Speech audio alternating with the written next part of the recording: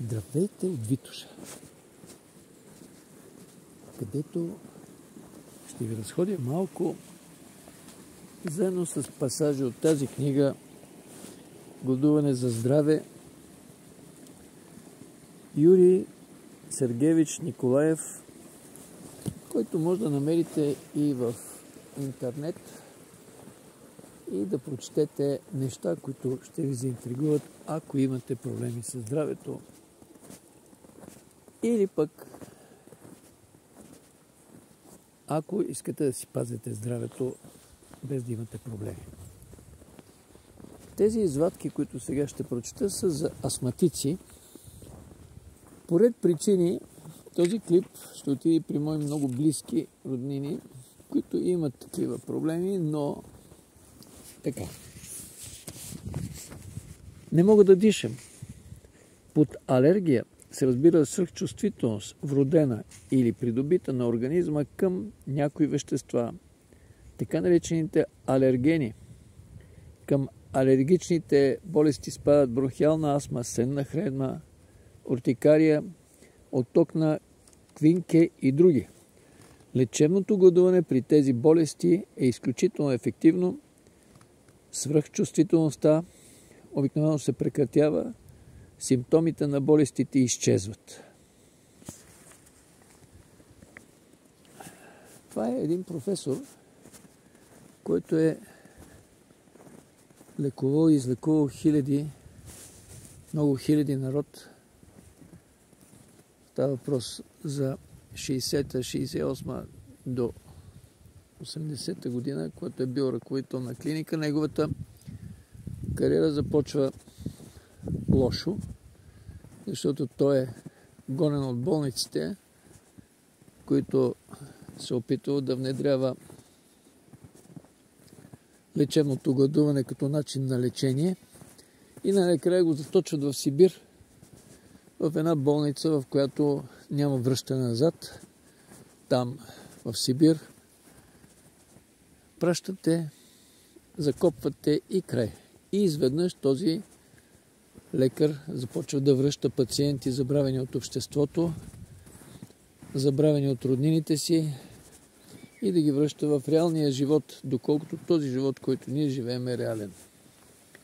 И му дават клиники, създават течения в руската медицина и не само в руската, в които се използва глада като лечение. Така. Както при кожните заболявания, тук трябва да се има предвид наследствеността, предразположението към заболяването. Това изисква спазването на определен режим и повтаряне на курса за лечебно гладуване. Така.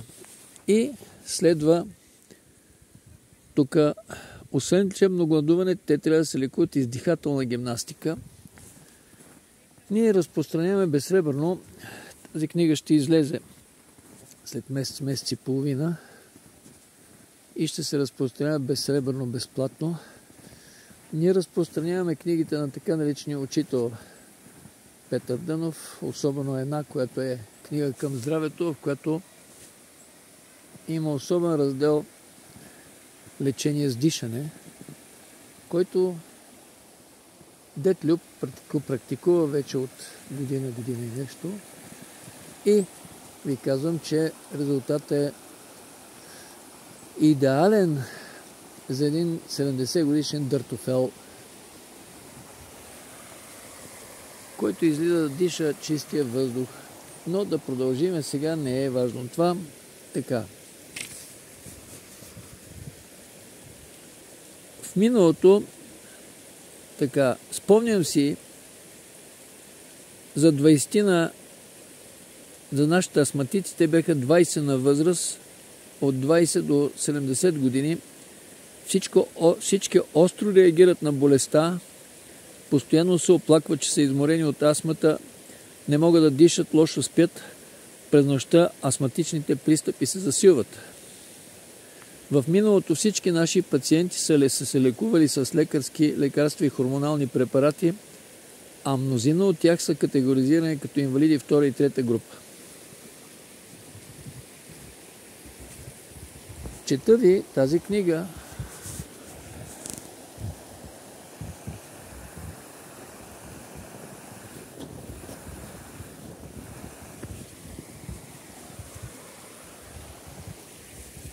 С надеждата, че ще ви бъде поне малко полезен да се позаинтересувате от този начин на лечение и веднага да споделя, без да се фукам, че дет Люб веднъж практикува 40 дена без храна,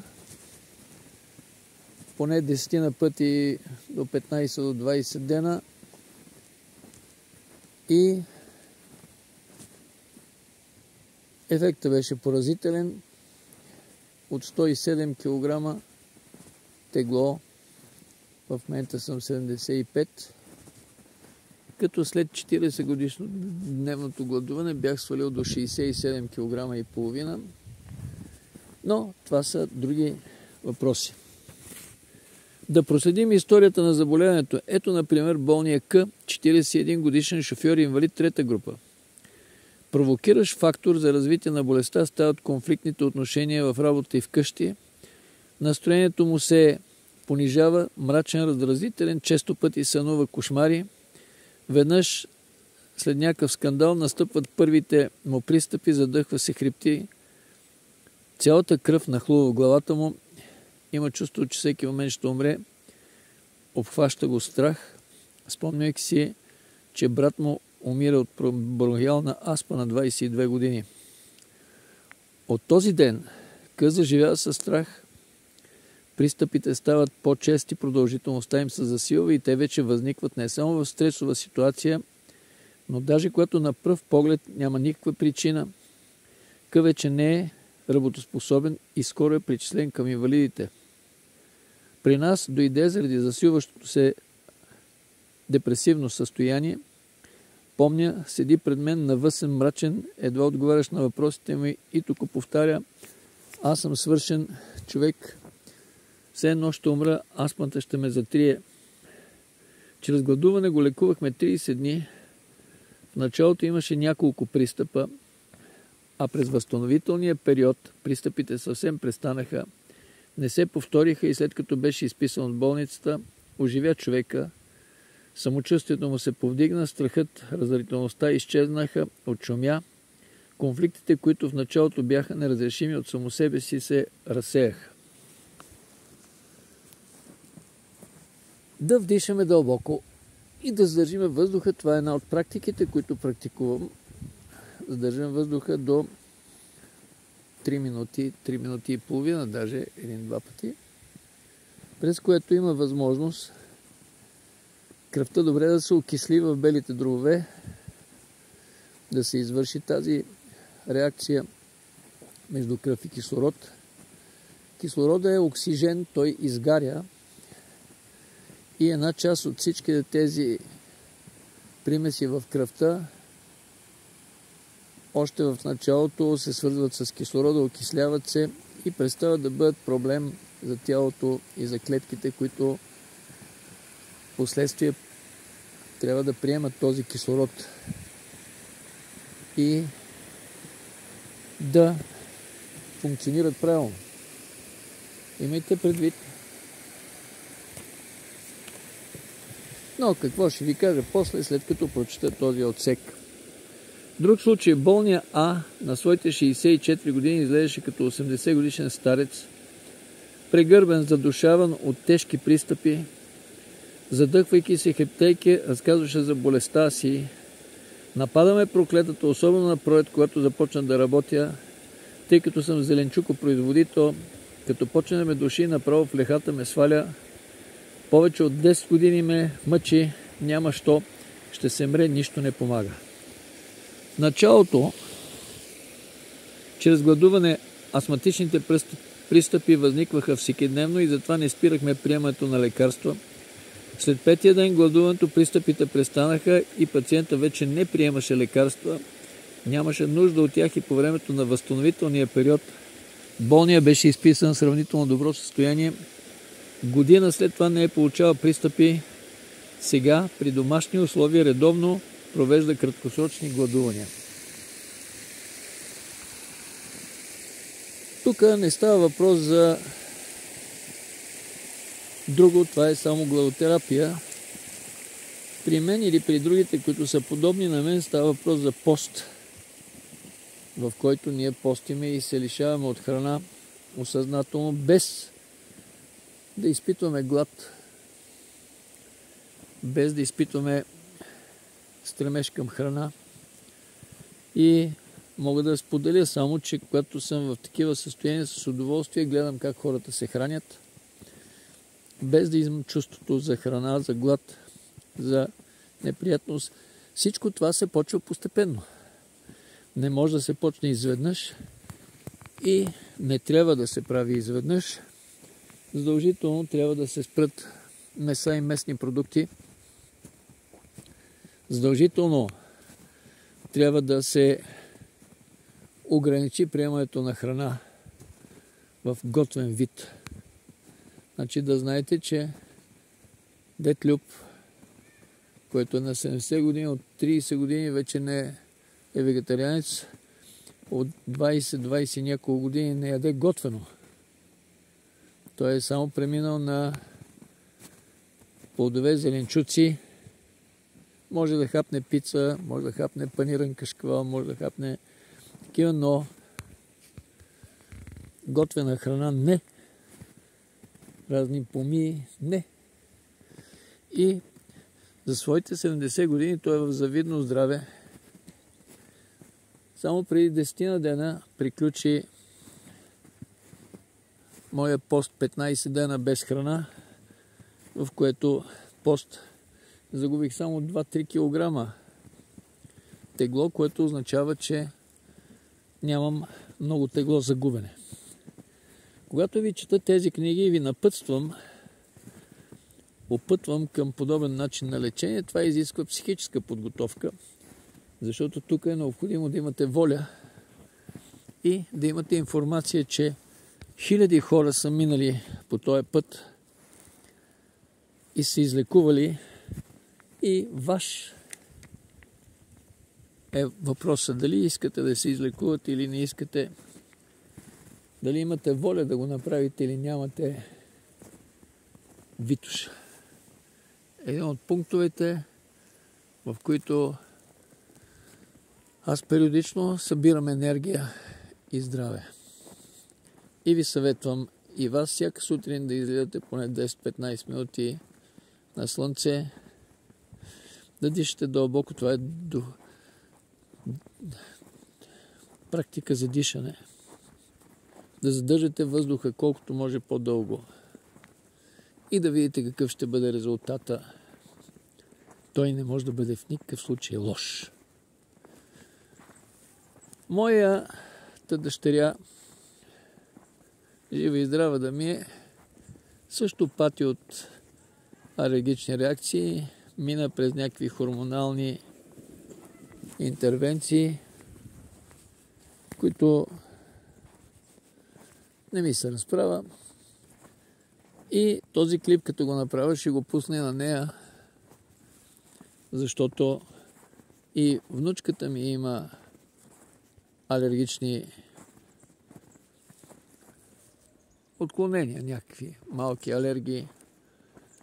И всичко това нещо, ако ти, той, тя прецените, намерете информация и четете и се образовайте, защото българите са най-болният народ в момента в Европа, най-бързо умиращия.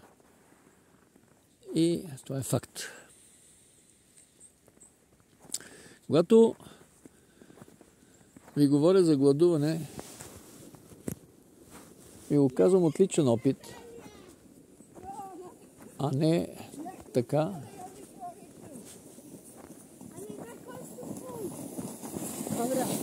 Тези практики не се прилагат в медицинските заведения. Там ви атакуват с лекарства, с ваксини и резултата е на лице. Все повече хора абонирани към лекарствени средства, към медицина. Виждате какво стана с този прословут COVID, колко хора вакцинирани измряха. Пазете се от лекари или поне от тези лекари, които лекуват с инжекции и с ваксини.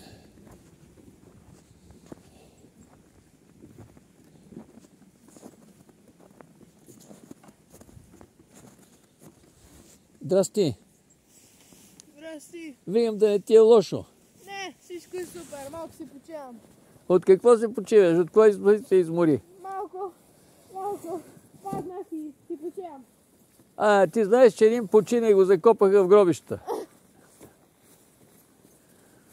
Знаеш ли кое е про думата почина?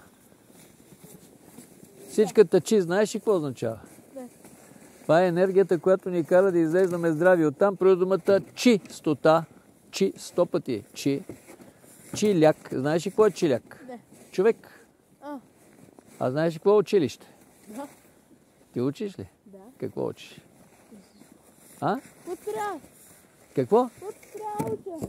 Добре. Кое най-много ти харесва да учиш? География. География. Знаеш ли какво е про думата география? Не. Думата гео, знаеш ли какво означава? Земя. Земя. Думата графия, знаеш ли какво означава? Пиш. Рисувам. Така. Добре. Айде. Внимавай да не починеш, защото един го закопаха.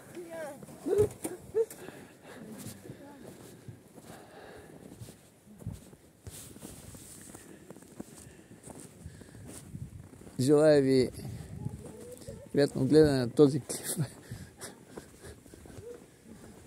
И да си направите аритметика за това как живеете, с какво се храните, защото храната е основен източник на заболявания. Да вдишаме дълбоко, да задържиме въздуха с усмивка. Ден благословен до следващия клип. Тези книги, след като се разпечатат в 1000 екземпляра, ще бъдат раздавани безсребърно, безплатно, по начина, който ще го кажа, когато излезат книгите. Вие в момента книгите струват между 30 и 50 лева, не ги купувайте. Аз периодично ще ви изчитам определени пасажи за определени болести, за да може поне психически да ви насоча към неща, които трябва да направите сами. Не да чакате лекар да ви лекува, защото лекарите умират преди пациентите си. Ден благословен до следващия клип.